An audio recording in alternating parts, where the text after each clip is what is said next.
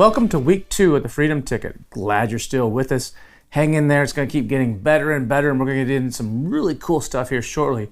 But first, we got to talk about a few more basic things just to lay the foundation and get you set on your way. In this module, we're going to talk about some basics of business. There's really 4 basics that you got to pay attention to. In this one, we're going to talk about your names for your business and your brands, as well as your intellectual property. And then the next module, we're going to talk about insurance and administrative and accounting type of stuff. Not so exciting stuff, but it's important stuff that you actually need to know and be aware of as you're getting your business going. So let's start with naming. There's basically 3 types of names that you're going to have related to selling on Amazon. One is your company name. This is the name that Amazon's going to pay you at. You know, when they send you money, when they transfer your money to your bank, this is the name that they're going to pay to. So you need what a lot of people call it a corporate name or a main name. This is something that you want to set up and decide what that name is going to be. Some people make it very simple. Other people come up with something really creative. It's totally up to you. Now this name will be visible on Amazon. So whatever this name is, Amazon's actually going to show this name. So keep that in mind when you're actually determining the name, because on Amazon, everything is public now. You can actually see where the sellers, when you click into their storefront, you can see their actual name and you can see their address. So if you're doing this business from your home and you don't want to reveal your home address, you're going to have to get a different address to actually enter when you register your business. What a lot of people in the US do is they use like a mailbox store, like a UPS store, for example, as their actual address. There's lots of companies that will do virtual addresses for you. You can do a Google search for virtual US addresses. If you live outside the US, I'm not sure in other countries if there's virtual addresses or not. But if you want to use a US-based address for your US-based business, and you live outside the US, that's not a problem. You can get a virtual address as well. There's a lot of them all over the US. They actually, what these places do is they receive mail for you, they forward it to you, they scan it and send it in and send it to you.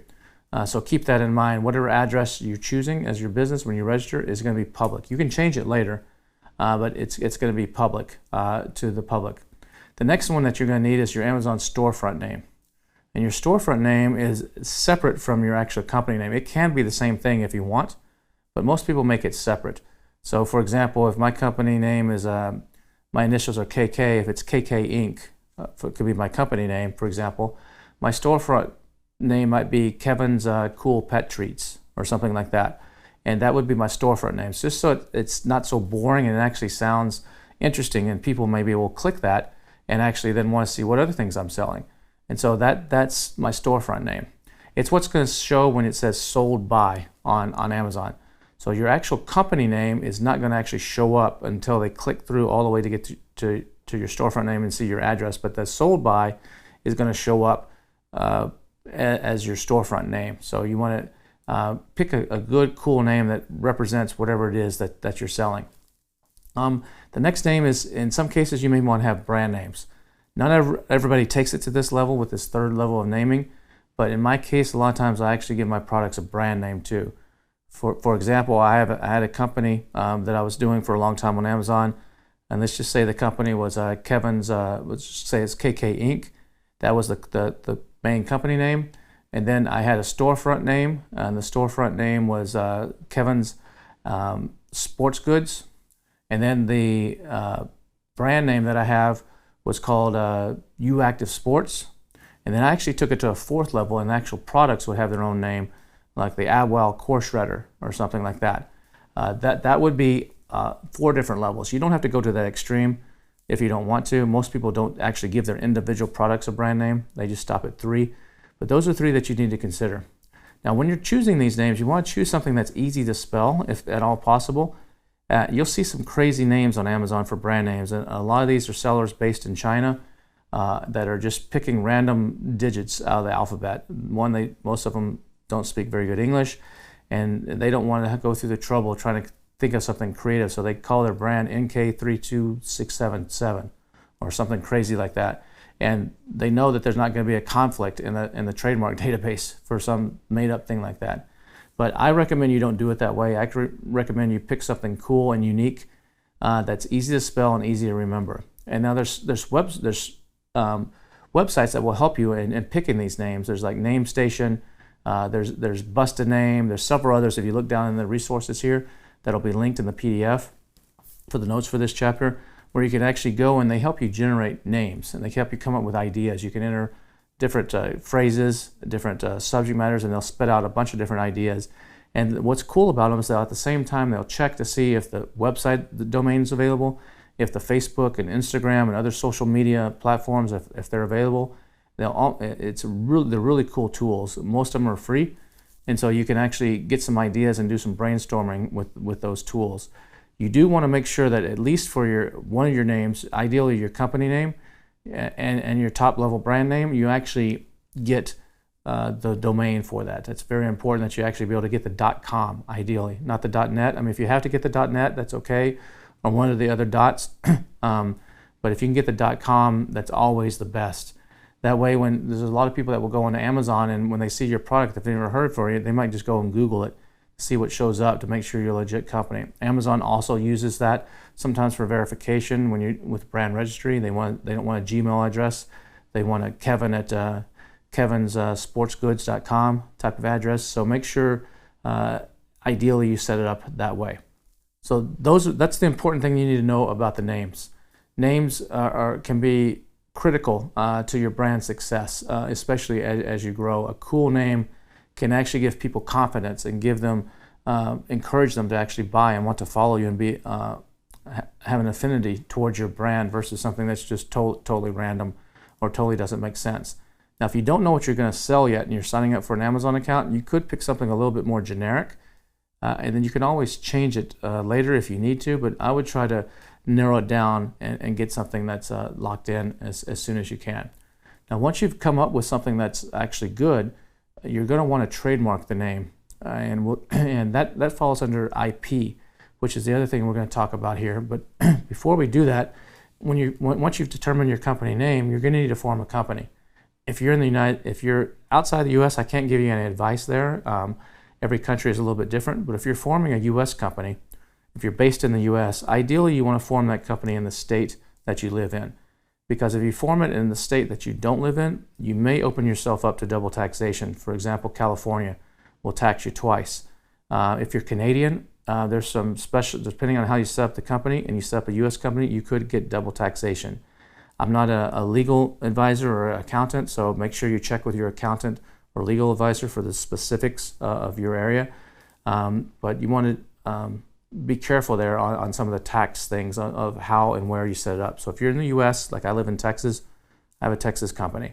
If you're outside the U.S., there's some options there's some good states to set up for. And you can do this also if you're in the U.S., depending on the tax ramifications of it.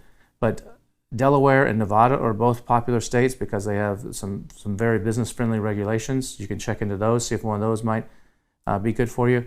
Another one that a lot of people use, especially foreigners, is Wyoming. Wyoming, you can go to wyomingagents.com, and for like less than $100 or so, I think it is, you can actually set up a Wyoming company, and then it's about $100 to $150 a year renewal fee. It's really simple, really basic reporting. There's a lot of protection of ownership and stuff. Wyoming's very business friendly. So a lot of foreign-based sellers actually set up in Wyoming. So that's if they want a U.S.-based company.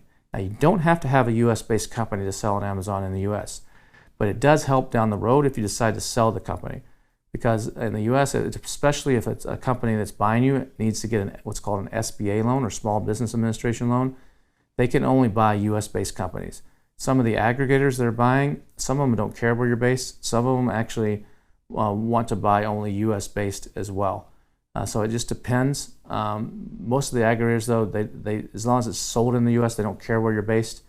But there's a few that actually want you to be based in the U.S. So you'll have to take those things into consideration as you're opening your business. When you open the business, you can choose. There's several different types under U.S. law. There's what's called a C corp, which is that's what all the big companies are. The Apples, the Nikes, the Adidases, all those. Most of those are all C corps. They can have unlimited shareholders. They can sell stock. They can do a lot of things. There's what's called sole proprietorship. A sole proprietorship is just you basically operating as your own. A lot of hairdressers and people like that, barbers and hairdressers and stuff, are sole proprietorships. So all the taxes, they don't have a separate company. All the taxes go through themselves. I don't recommend you do that for Amazon. There's also what's called an S Corp, which is kind of like a smaller version of a C Corp. It's limited to 25 shareholders, but it has some tax advantages depending on your situation. Again, you need to talk to your tax advisor for the specifics for your situation, but you can have some pass-through, and you can have some, there's some advantages to having an S Corp. But the one that I recommend most for Amazon sellers is what's called an LLC, or limited liability company. And an LLC, a lot of times, even if you're a single operator, you can have a partnership. So if you and your buddy are starting this business, you could start an LLC, and it's basically like a partnership with you and your buddy. Well, it's better than just a partnership agreement because it's a corporation.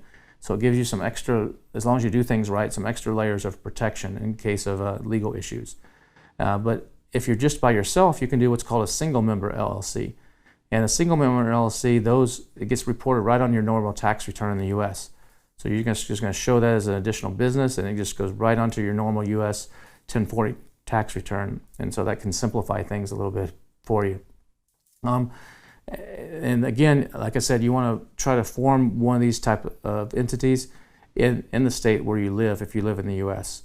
And if you live outside the U.S., you could use your foreign company to register in the U.S., or you could set one of these up like through Wyoming agents or something like that.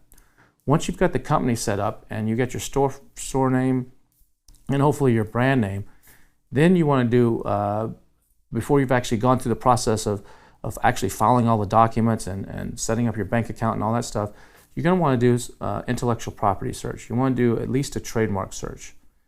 So there's three types of intellectual property, and we have Rich Goldstein is going to be talking about in the bonus section a little bit later, going into more depth on intellectual property and some of the things that you need to know about that. But intellectual property is comprised of three things: of trademarks, and trademarks, copyrights, and patents. And sometimes people get these mixed up. They interchange them or they get them confused. So let's talk about what each one is.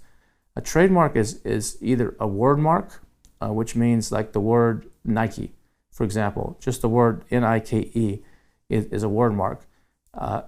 Another type of trademark is an actual mark.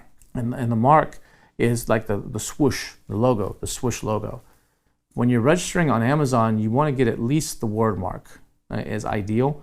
It costs a little bit extra to get both of them when you file for your trademark, but make sure you always get at least the word mark. That's going to help you for brand registry and some of the things that you need on Amazon. And if you have a cool logo or a cool design, you could trademark that as well.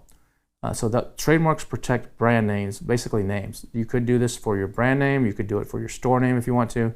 You do it for your company name. Just depends on what level of protection that you would like to do. You need to file this, if you're selling in the U.S., you need to file in the United States for a trademark. It takes about 8 to 10 months to actually get the final document back. It's like a document with a gold seal. And in that meantime, you don't have a lot of protection. But it's something you need to do. So even once you decide what your names are, I would go ahead and do the trademarks right away. While you're still getting everything else set up, get that process going, because you're going to need that if you need to defend yourself or need to protect your intellectual property, and you're going to need it for Amazon.